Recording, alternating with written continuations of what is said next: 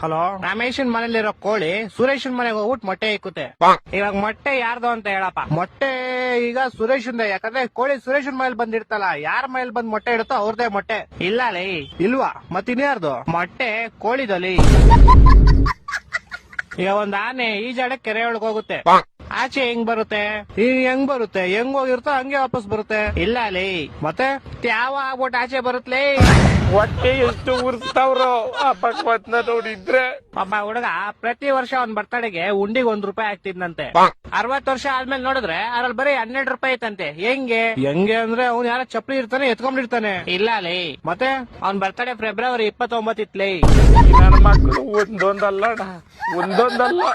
Okay, last and final ಕೇಳ್ಕೊಂಬಿಡು. ಹೇಳು. ಒಬ್ಬ ಹುಡುಗಂಗೆ ಹೆವಿ ಶುಗರ್ ಇರುತ್ತೆ, ಡಾಕ್ಟರ್ ಅವ್ನ್ಗೆ ಸ್ವೀಟ್ ಬಿಟ್ಬಿಡು ಅಂತ ಹೇಳ್ತಾರೆ. ಅವನು ಲೈಫ್ ಪೂರ್ತಿ ಸ್ವೀಟ್ ತಿನ್ನಲ್ಲ. ಯಾಕೆ ಹೇಳು?